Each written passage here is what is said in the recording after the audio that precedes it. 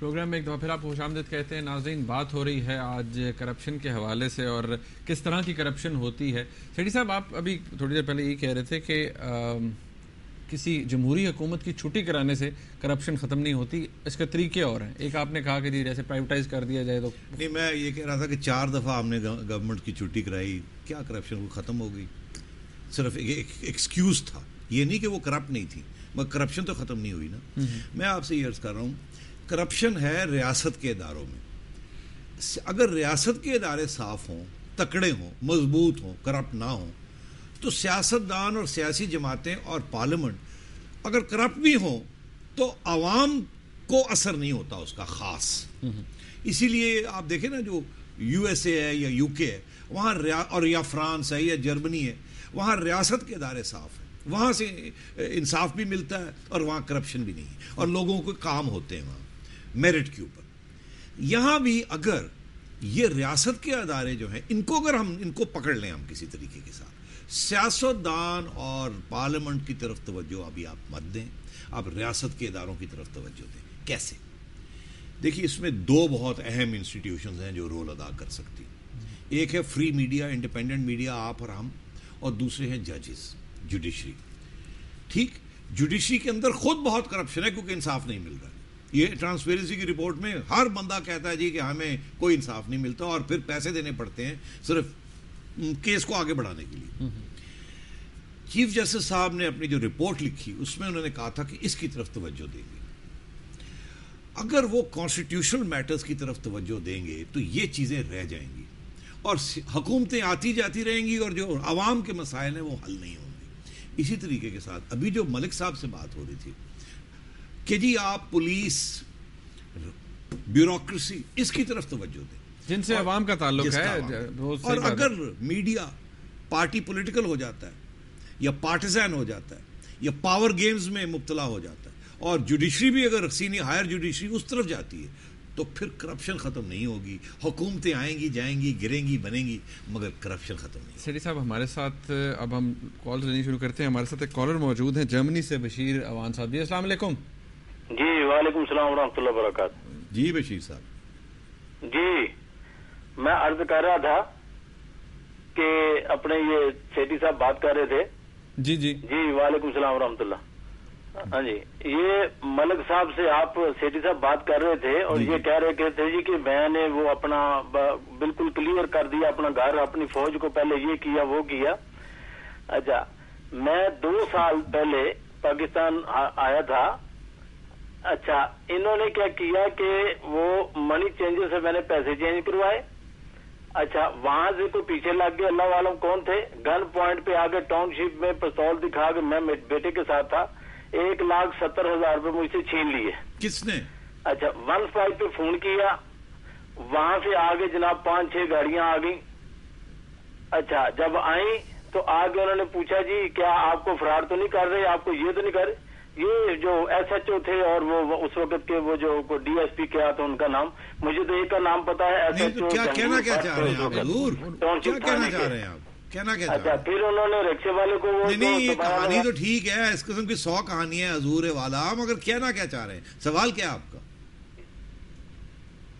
मैं ये कहना चाह रहा हूँ कि ये जो कह रहे हैं ना कि जी हम जो अपनी करप्शन खत्म कर दी, ये नहीं कह रहे वो कह रहे हैं हम पकड़ेंगे लोगों को, हमने अपनी फौज तैयार कर ली है। हाँ जी, वो सवाल तो ये है मेरा कि ये जैसे कह रहे हैं कि हम करप्शन खत्म कर रहे हैं, या मुझे कोई बताएं कि जी कौन है डिफाल्टर। हाँ जी, अच्छा चले ठीक है, वो सब कुछ पता चल जाएगा। आप मलिक साहब को मौका तो दीजिए जरा। जी सेठी साहब, ये अब SMS भी हम शामिल करते हैं। बहुत से लोगों का ये ख्याल है, आज को 4 SMS आए हैं कि सेठी साहब इनकलाब ही पाकिस्तान को बचा सकता है। अरे यार, ये भी उसी किस्म की सोच है जिस किस्म की सोच है कि जी एक हुकूमत को निकालें, फिर दूसरी ले आए, फिर उसको निकाल दे, फिर तीसरी ले आए, फिर उसको निकाल दे। इनकलाब की हिस्ट्री के ऊपर एक मेरा ख्याल है पूरा प्रोग्राम ही कर दिया जाए। किस किस्म का इनकलाब? कम्युनिस्ट इनकलाब लाते हैं। इनकलाब खून के बगैर नहीं होता। नहीं, खून ना खून चले, खून कर लें आप, कम्युनिस्ट इनकलाब लाना चाहते हैं, तालिबान का इनकलाब लाना चाहते हैं, ईरान का इनकलाब लाना चाहते हैं। बाय द वे ईरान ये जो ट्रांसपेरेंसी इंटरनेशनल है ना, ईरान हमसे भी ज्यादा करप्ट है। वो उसमें ईरान का जो खाता खोला ना उन्होंने, वो बहुत आगे निकला हुआ है हमसे। तो ये इनकलाब के ऊपर भी पूरा एक प्रोग्राम होना चाहिए कि ये इनकलाब शलाब के साथ कुछ नहीं होता, खून खराबा हो जाता है, अनारकी हो जाती है, मुल्क टूट जाते हैं, करप्शन वहीं की वहीं रहती है। सब कराची से हमारे साथ एक कॉलर है। अस्सलाम वालेकुम। जी वालेकुम सलाम। जी सेठी साहब अस्सलाम वालेकुम। जी वालेकुम सलाम।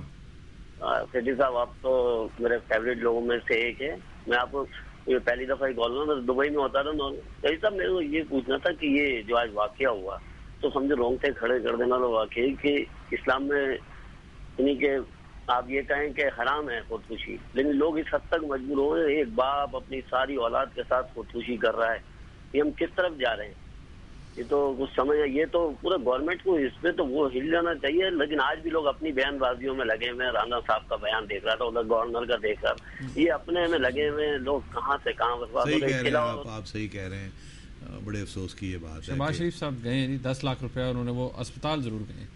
नहीं ठीक है, मगर वो 10 लाख रुपए जो बात कह रहे हैं वो तो सही है ना। हाँ, कि लोगों की तवज्जो किस तरफ लगी हुई है और आवाम के जो मसाइल हैं वो कुछ और सही कह रहे हैं। ये हालात तो वैसे आने नहीं चाहिए ना सेठी साहब। गुड गवर्नेंस तो अगर पंजाब के अंदर हो तो फिर इस हद तक हो ना कि फिर को भूखा नहीं मरना चाहिए। वो आज यही कह रहे थे चीफ मिनिस्टर साहब। अभी थोड़ी देर पहले मैं न्यूज़ देख रहा था कि जी इस सस्ती रोटी के ऊपर जो इतने लोग तनकीद करते हैं उनको अपने गिरबान में झांकना चाहिए। गरीब लोगों के लिए सस्ती रोटी नहीं। देखिए चीफ मिनिस्टर साहब सही कह रहे हैं, मैं इत्तेफाक करता हूँ इससे कि वो मानते हैं, वो कहते हैं बड़ी करप्शन है। वो कहते हैं चले मान लेते हैं कि 50% करप्शन है। वो कहते हैं फिर भी कुछ तो गरीब को जा रहा है। आप चाहते हैं मैं बिल्कुल ही कुछ ना करूं, मैं 50% को 25% करूंगा, 10% करूंगा, कम करने की कोशिश करूंगा, मगर ये तो ना करें कि भाई अच्छा एक काम करने जा रहा हूं तो बंद कर दूं। अगर गाड़ियों के एक्सीडेंट होते हैं तो गाड़ी बंद कर दें, बिजली की चोरी होती है तो बिजली लेनी बंद कर दें। उनका आर्गूमेंट वो सही कह रहे हैं, मैं खुद सपोर्ट करता हूं। मैं कहता हूं ये 5 अरब रुपए थे, 10 करें, 20 करें, सस्ती रोटी करें, जितने ज्यादा लोगों को कर सकते हैं। अगर थोड़ी बहुत लीकेज होती है तो होने दें। फिर साहब अली हमारे साथ मौजूद हैं। अली साहब लसबेला से। अस्सलाम वालेकुम। जी जी अस्सलाम वालेकुम। नजम साहब से बात कर रहे हैं। जी जी जी नजम साहब मैं लसबेला से बात कर रहा हूँ। जी जी सर एक हमारे पहले एसडीएम होते थे सर, सही ना, उसमें सर एक स्टेनो था मलक एहतशामुल हक। फिर जब ये सिस्टम खत्म हो गया, ये डीसीओ सिस्टम आ गया था, तो उसमें वो पहले टीएमओ गडानी बन गए। इसके बाद वापस इसको ईडीओ रेवेन्यू बनाया था। फिर चंद दिन सर उसको निगरान कायम मुकाम सर डीसीओ बनाया था। लेकिन वापस बलोचिस्तान में डिप्टी कमिश्नर का निजाम आया तो वापस कमिश्नर साहब ने उसको रिवन करके स्टेनो बना दिया। सर मेरा सवाल ये है कि एक स्टेनो को डीसीओ तक पहुंचाया जाता है तो क्या वो करप्शन नहीं करेगा तो मुसल्ले पर बैठकर अल्लाह अल्लाह करेगा? सर बिल्कुल ठीक है, आपने मेहरबानी, आपने बड़ी अच्छी बात की। मैं बिल्कुल यही बात कह रहा था कि ये रियासत के इदारे, रियासत के पब्लिक सर्वेंट्स, अनइलेक्टेड लोग मेरिट पे नहीं ये आते और फिर आके ये करप्शन करते हैं। आप देख रहे हैं मुनीब, जो भी सवाल आ रहे हैं ये सियासतदानों की करप्शन की जो बात नहीं हो रही, ये बात हो रही है जिस लेवल पे लोगों के साथ इंटरेक्शन है, स्टेट का, स्टेट के रियासत का, पुलिस का, ब्यूरोक्रेसी का, इन सब वहां प्रॉब्लम्स आ रही है। एक और चीज़, प्रोग्राम का वक्त खत्म हो गया कि आउट ऑफ टर्न प्रमोशंस भी लोगों को जिनकी पॉलिटिकल एफिलिएशंस होती हैं वो भी सियासतदान ही दिलवाते हैं। मगर इसीलिए ना कि ये हम मीडिया वाले हमें चाहिए इन चीजों के ऊपर फोकस करें, हम पूछें कि ये क्यों हो रहा है, क्यों नहीं हो रहा।